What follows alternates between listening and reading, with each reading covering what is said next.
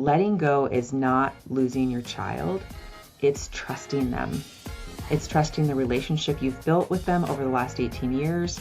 It's trusting that the love and the values and the roots you gave them are solid enough to hold them when they step out into the world without you right there. So surrendering doesn't mean you stop caring or stop showing up. It means you loosen your grip enough to let them become who they're meant to be. And one thing to remember is that we're not releasing our kids into a void. We're releasing them into their own lives, into their own becoming. And that is actually something to celebrate. Welcome to Parents and Teens Rising, the podcast that bridges the gap between parents and teens and helps families thrive. I'm Jasmine Chandler, teen and parent coach, wilderness rites of passage guide, and founder of Guided Passages. After over 16 years of working with young people, I know how challenging and rewarding these years can be. Each week, we'll explore real conversations, practical tools, and fresh perspectives to help you connect with your teen, support their confidence, and navigate the ups and downs. Let's rise together. Hey everyone, welcome back into the podcast. I am so happy that you're here today. I'm so happy to be here with you. If you are just joining today for the first time, welcome in. So happy that you found me here. And I hope you find some good gems out of today's episode. And if you are one of our regular listeners, thank you so much for continuing to show up here in this space. I so appreciate you coming back week after week and being part of this community. So just so happy to be here with you today as we enter into our summer season. And that's one of the things that I want to talk about with you today. And that is this season for many of us who have graduating seniors that we are sending off out into the world. And now that we're about to end this school year and head into summertime, this is an important moment to pause and talk about. And so that's what I want to bring to you today. And if you don't have a graduating senior yet, maybe you've had one in the past, maybe the last few years, or maybe you have a teenager that's heading towards senior year soon. This is for you no matter what part of the parenting journey you're on. Hopefully you'll find some gems here today. But whether your son or daughter walks across the stage in the next few days, or they crossed it in a year or two, or you're watching your younger kid and already feeling the anticipation of this moment coming, I want you to know that you are in the right place today. So today I'm coming to you from a very personal place because in just 2 days, my own senior graduates, and I have been living right in the middle of everything I want to talk about with you today. I also just got back from a scouting trip into the Marble Mountains in Northern California, checking trails and doing some exploring to get ready for our first backpacking rites of passage trip this season. And I have some things to share from that experience too, because as we all know, the wilderness has such a way of putting everything into perspective. So let's go ahead and get into it. So the first thing I want to just share is about this last weekend. I went out to the Marbles in Northern California, which is where I lead the backpacking trips for youth that we run every summer. And I always like to go back there before I bring the kids to, check the trails and check the water levels and the snow levels and explore new areas that I can't explore when I am guiding a group of teenagers, because when I'm with them, we're going to be fully present and, just right there in the moment and leading them to all the places that we've already explored so we know what we're getting them into and all of that. So it's always such a great opportunity to, just connect in with myself. I always go with one of my best friends, and so that's always great too. We get to connect with each other and talk on the trail and all of that. But it was just such a sweet moment of exploring some new spots that I got to find that I'm really excited about. One really amazing spot that I found that we're going to use for our high school girls trip for the solo experience. We have a 24-hour solo with that trip, and I found this sweet little nook that, is not going to be traveled upon by any other hikers, where we can really just have some sweet privacy and they can really have a solo experience undisturbed. And so that was such a gem to find that spot while we were out there. And then I found another really awesome group site, because one of the things that happens when you go backpacking, whether you have a permit or not, is you're really dependent on, who is there before you. And so that's one of the reasons we always start our treks on like a Tuesday or a Wednesday, because we don't want to go out on a Saturday when all the spots have been taken. So even though I have permits for these places, if the group site is full, the group site is full. And so I need to have lots of backup possibilities. And there's been a group site that has been a mystery that I've known has been there, but I haven't been able to find it in the past because the water levels have been too high when I go out on my scouting trips. But this year, we didn't get a lot of snow. And so the water is a lot lower in the inlet heading into the lake. And so I was able to cross the stream, find the spot. I'm really excited because it's a great backup plan if the big group spot is taken. Plus, we found some other awesome backups too. So, yeah, it was just a really great, sweet moment. We saw so many wildflowers and, just got to put the packs on, get warmed up for the season, and have some moments of sitting by the lake by myself and just really thinking and checking in because I'm in the middle of a rites of passage moment myself right here, right now, as I'm sending my firstborn son off to college in just a couple of months and as he's about to walk across the graduation stage in a couple of days. And I've been really feeling it. I've been feeling the grief of it. I've been feeling the excitement for him, the anticipation for him, pride.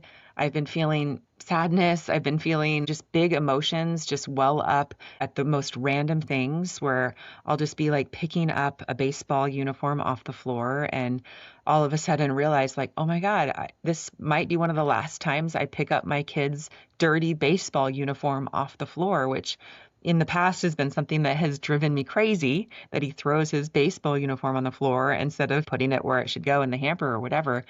But like I actually started to cry because I'm like, oh my God, I'm going to miss these little things, like these little infuriating things that are not going to be in my everyday life because those infuriating things come with my kid, and my kid's not going to be here. And that's a big transition. That's a big thing to wrap my head around. And there's just been some big moments recently where, we had senior night at his baseball game and they did this big honoring ceremony and brought the family out to the field and they put a lei on my neck and, just these moments where someone is giving a speech and get to hear it and hear their thoughts about your kid and have them celebrated for their accomplishments. And so that was a big moment where I definitely had some tears. And then they had their closing banquet the other night and the coach was saying words. And that was really emotional. And then there was a scholarship night I went to. He was getting awarded a scholarship. And, I just started feeling the lump in my throat and the tears coming then too. But just all these little moments where I'm just like, oh my gosh, it just becomes so real that this kid that I have watched grow and has been this central part of my life for 18 years. And even before that, when I was carrying him in my belly and just this part of my heart that is going to be moving away. And that's a big deal. And so I just wanted to come on today and talk about that because I know so many of you are going through the same things.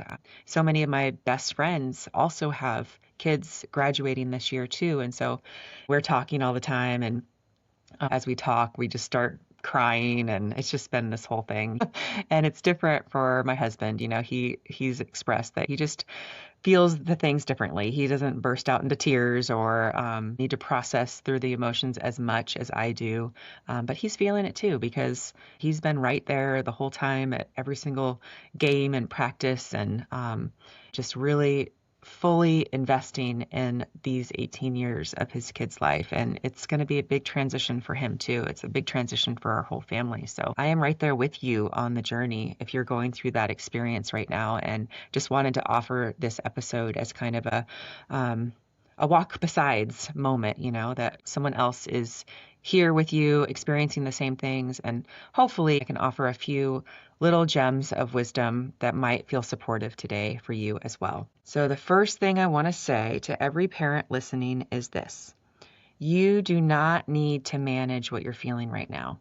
You don't need to hold it together at the graduation ceremony. You don't need to save the tears for when you're alone. And you don't need to slap a smile on it because this is supposed to be a happy occasion. It is a happy occasion, and it's also a lot of other things. And all of those things get to be true at the same time. So when you sit down to put together the slideshow or you find yourself ugly crying over a photo from second grade, I would just invite you to let it happen. when you're driving to pick up the graduation gown, or as a song comes on that takes you right back to a memory, let it take you there. Reminiscing is not the same as dwelling. It is honoring. It is saying that what happened mattered, that it was real, and that I'm so grateful that I got to be there for it. And so I would just invite you to feel the feels. That every emotion that you're feeling right now is 100% valid, whether that's joy or excitement or anticipation, or whether that's grief or sadness or even guilt. I think a lot of what I'm experiencing right now as I'm sending him off is that question mark of like, did I do it okay? Did I do a good enough job? What were some of the things that I could have done better? And sometimes it can get into that spot of like almost feeling regret around some of the parenting lessons that it took me a long time to learn, reactivity or harsh punishments or whatever it was. It's like those patterns that we learned when we were growing up that we just unconsciously started to exhibit with our kid. I'm at this point now of reflection of like, oh man, I wish I had done some things differently sooner. I've definitely made amazing strides in my parenting journey, and I feel like I'm at the best spot I ever have been because I've been able to look at some of those things and really get support for myself and make some pretty big changes in the way I show up with presence, the way I am not in that reactive state of stress that I used to be in when my kids were young. But, that's one of the feelings that comes up is guilt, that I wish I had done it better. I wish I had been perfect. I wish I had created the perfect experience for my kid, and I know that's not reality, but that's just an emotion that I'm feeling right now too. And so I just want to name that as well, that I can recognize that I wasn't a perfect mother, and also that a perfect mother does not exist, that we're not meant to be perfect. And I know all of that logically, right? But there's also that part emotionally where I just wish I could have been, And so if you're feeling any of that, I just want to honor that too, that that's real and valid and all of that as well. So whatever you're feeling right now, just hold some space for it. Talk to that part of yourself with compassion, with grace, and let yourself feel it. Let yourself move through it. The more we can just let the tears flow or express how we're feeling to a friend or to our partner or whatever it might be, those are healthy ways of moving through these big moments. And so I would invite that we don't need to just be strong or like a statue with a perfect expression on our face. We can also just feel the feelings and let that be okay too. So we just start by letting the feelings come. And once we're not running from them, we actually get to do something really beautiful, which is show up for what is still right in front of us. One of the sneakiest things grief does is pull us out of the present moment. We start mourning what hasn't even ended yet. So we might be sitting at the dinner table, and instead of being there, we're already imagining the empty chair. We're at the last school event running a mental highlight reel of every school event before it, and we miss the one that's actually happening right in front of us. So I want to invite you into a different way of moving through these last days and weeks. What if instead of bracing for the ending, you let yourself be fully inside the moment that's here right now? The small things are where the most tenderness lives right now. It might be the last morning routine, the last inside joke at the dinner table, the last time they ask you for something they've asked you for 100 times. Those are the moments you're going to carry. So just being present is the only way we can really collect all of those moments. So trying to stay out of the future, right, of what we're not going to have at some point, because we still have it, right? And it's not that we're losing our kid forever. It's that we're going to be in relationship with them differently. And so just that reminder too, that this isn't the end of everything. This is just the end of this way of being with them. And so just enjoying those moments that we still have, right? Really being present for them as our family members might gather to celebrate our kid or whatever it is that we're doing during these days. Be in the moment. Notice it. Tap into your senses. What do you see? What do you hear? What are you feeling in your body? What emotions are coming up for you? What sensations do you feel? When you get one of those big hugs from your kid or from a relative, be in that moment. Let it really do something for your spirit. So that would be the invitation, is just really, really being present right here, right now. And all of these things that I'm saying to you, I'm saying them out loud for myself, because I need to remind myself of all of these things. And that's part of the selfishness of this episode, really, is that I wanted to put all of this down on paper and to actually speak these words so that I can remind myself of how I want to be right now during this time. So when we are truly present, when we're not running ahead or holding on too tight, we start to create some space for the harder and more necessary work of letting go. And letting go is one of those phrases that gets thrown around a lot. And I think for a lot of parents, it can feel like it means something is being taken from us. But I want to offer a different frame. So letting go is not losing your child. It's trusting them. It's trusting the relationship you've built with them over the last 18 years. It's trusting that the love and the values and the roots you gave them are solid enough to hold them when they step out into the world without you right there. So surrendering doesn't mean you stop caring or stop showing up. It means you loosen your grip enough to let them become who they're meant to be. And one thing to remember is that we're not releasing our kids into a void. We're releasing them into their own lives, into their own becoming. And that is actually something to celebrate. So just remembering that, right? That this is actually the job of parenthood, that we were preparing them for this very moment to be able to leave the nest, right? And now we're giving them that little nudge out the door to whatever it is that they are going after. And that is the work of parenthood, that we laid the foundation, that we poured all of our heart and our love and our instructions and our values and our little bits of wisdom into them through all of these years, each and every day, by what we modeled, by what we showed them, by what we taught them how to do.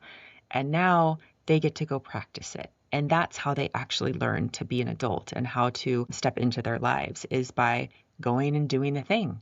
It's not enough for us just to tell them how to do it. They have to go try it.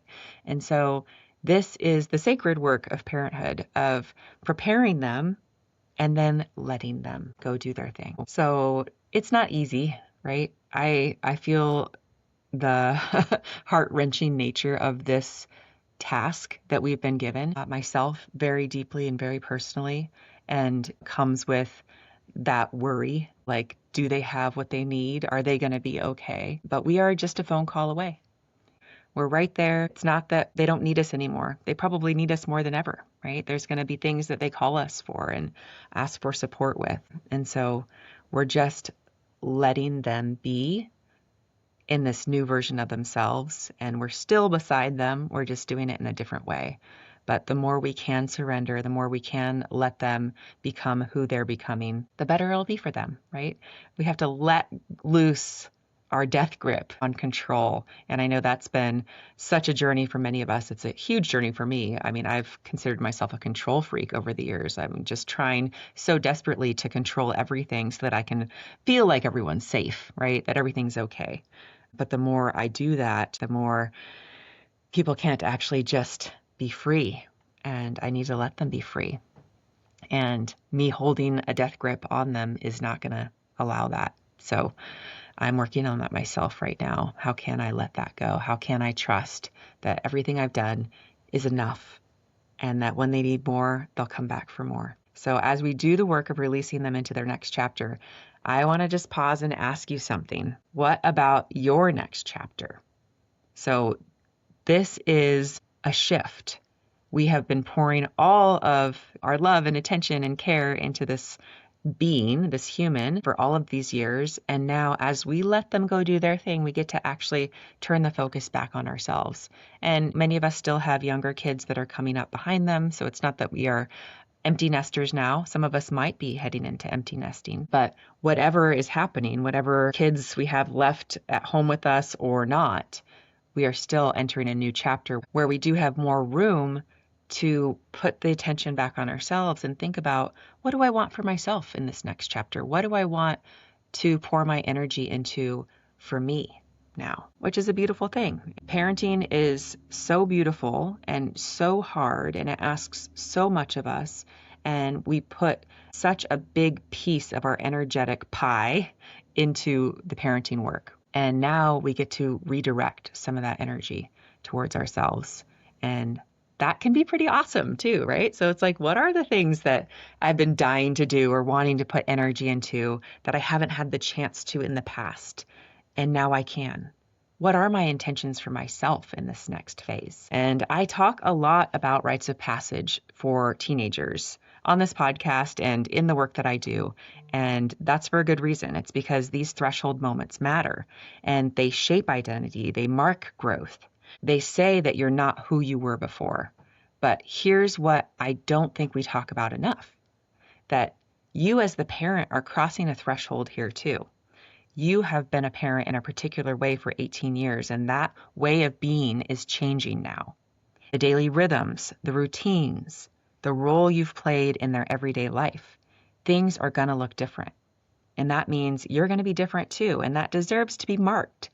So I want to walk you through a simple ritual you can do on your own after graduation, maybe after a few days have passed or whenever it feels right. But I would invite you to find a quiet moment and something to write with, and maybe some significant objects, whether that's a candle or a favorite crystal or, just anything, a nice cloth, but just something where you can kind of create a little altar or a little moment. And I would suggest that you go find a spot in nature. And this could be out in your backyard, or you could go out to a park, but just find a spot where you can be by yourself, lay out your little cloth, put your journal on there, put your candle, put your crystal or your little objects that are significant, maybe a picture or two. Just make a little moment where you can just sit with yourself, reflect on your journey in parenthood, and reflect on what's next for you. And I would invite you to just write a few things down in your journal so that you can really make it intentional about what it is that is changing and how you want to move forward. And maybe reflect on 3 things. So who you have been as a parent in the season of raising them, then what you're ready to release as they step into adulthood, and who you want to become in this new chapter, in this new way of being in relationship with your adult child. And write those things down. And for anything that you're ready to release or let go of, you can even find an object or two in nature, and you could release those objects into a body of water, or you could bury them, or you could wrap them up and put them somewhere, but kind of make a moment where you are symbolically letting these things go. You can say those things out loud as you place them in the water or throw them in the water, but just, symbolically mark this moment that I'm letting these things go. Right now, I'm releasing these things. I'm surrendering these things. And then maybe you find an object or two that represent what you want to take with you, right? Maybe the new form of relationship that you want to have with your young adult now heading into the world. And maybe something that you want for yourself, just for you, that you want to create in this next chapter. And so maybe you find a beautiful leaf or a flower or something like that you can put inside your journal to remind yourself of those things that you're bringing forward with you. But when we ritualize moments like this, we make it more significant, and our whole system can really process through it in a different way than just saying it out loud or telling a friend or writing it down. When you make a ceremony out of something, even if it's just this 10-minute ceremony, this ritual that you've created, you make it a moment. And that helps your inner psychology to really shift from this old way of being into this new way of being. And that's similar to what I do with young people when I bring them out on rites of passage experiences, is that we actually make these ceremonial moments, because then it is an event. Then it is an experience. Then it processes through their system differently, and they make more meaning out of it. And that's what I'm inviting you to do right here, is to make a moment out of this rite of passage that you're going through right now. So we don't just bypass it. We don't just go to the graduation and throw the confetti and take the picture and call it good. But we also make a moment of the fact that I'm celebrating this rite of passage for my young person, but I'm also celebrating and acknowledging this rite of passage for myself. All right, so before I close today, I want to make sure I speak directly to the parents who are sitting with something a little bit different right now. Not every parent of an 18-year-old who is listening today is watching their teen walk across a stage this spring. And I want you to know this episode is just as much for you. Maybe your teen isn't graduating on the traditional timeline because of grades or anxiety or a health challenge or a season of risky behavior that has slowed things down. Or maybe they're graduating, but you have no idea what comes next, and the uncertainty is feeling a little heavy or it's weighing on you. Or maybe they're choosing a completely different path than you imagined for them. But whatever the situation is, I want to offer you some compassion and grace, not only for your teen, but for yourself. Because this is still a transitional moment for you, even if it doesn't look like other people's journeys. And I can say this with some personal authority because I didn't walk at my own graduation. I dropped out of high school after my junior year and got my GED instead. High school was a horrible experience for me. I did not have a good time there, and I needed to get out of that experience. It wasn't the right place for me. And so me leaving after junior year and getting my GED was honestly one of the best decisions I have ever made for myself. And it set me on the path that led me exactly to where I am today. It was the right choice for me. So if your teen is moving at a different pace or finding a different door, that does not mean they are lost. It means they are growing in their own way and at their own pace.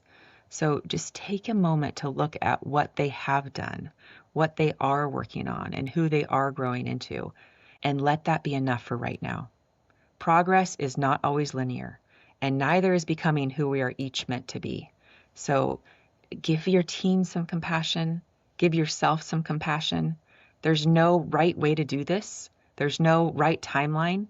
Everyone is at their own spot, and they are right on time for their own life. So I just want to acknowledge every parent in the room right here, wherever your teenager is at, wherever you are at, whatever emotions you're feeling, whether that's guilt or regret or excitement or happiness, whatever those emotions are, they're valid. You can allow yourself to feel them. You can allow yourself to process through them and talk about them and to give yourself some grace and understanding and compassion and know that we each did our very best with what we had in that moment. And that's enough, right? You're here listening to this podcast. You obviously care about your kid. You obviously love your kid to the moon and all the way back. And that's why you're always learning and growing and working on yourself. And so give yourself some credit. Give yourself some grace. You got them to this moment right here, right now. And that is enough. All right, before I let you go, let me bring it all back together. We talked today about giving yourself permission to feel everything that's coming up right now without editing it or rushing through it. We talked about the importance of being present for what's still here because we don't want to miss what's still right in front of us to enjoy and appreciate in this moment. And then we talked about the real meaning of letting go and how trusting your child and surrendering the outcome is one of the most loving things you can do. And we talked about the fact that this is your rite of passage too, and that you deserve to mark it and step into this next season of your life with intention. And we talked about the parents whose teen's path looks a little different right now, whether that's a delayed graduation, a different route altogether, or an uncertain next step. And I want you to hear me when I say that this moment still belongs to you. Your teen is not behind, and there is still so much good to hold on to. So that's what I want to say about all of that. I hope you found some gems in today's episode and hope that felt helpful and supportive to know that there is another parent walking the same path with you right now, feeling all the feels with you as you mark this transition in your life and your teenager's life. And if any part of today's conversation landed for you, I would love to hear about it. Please do send me a DM and share what stood out to you or share this episode with another parent who might need it. I would also so appreciate if you could leave a review for the show if it meant something to you. And I will see you back here next week. You are doing some really important work just by showing up and paying attention. So keep going. I'm cheering you on and have a beautiful rest of your day. Bye, everyone. Did you enjoy the show? If so, would you take 30 seconds to subscribe so you don't miss an episode? Leave a quick review so more parents can find these conversations, and maybe even share this episode to your stories. And if you want to connect, please send me a DM on Instagram. I'm at jasmine.guidedpassages, and that's Jasmine with a Y. Thanks so much for being here, and I'll talk to you next week.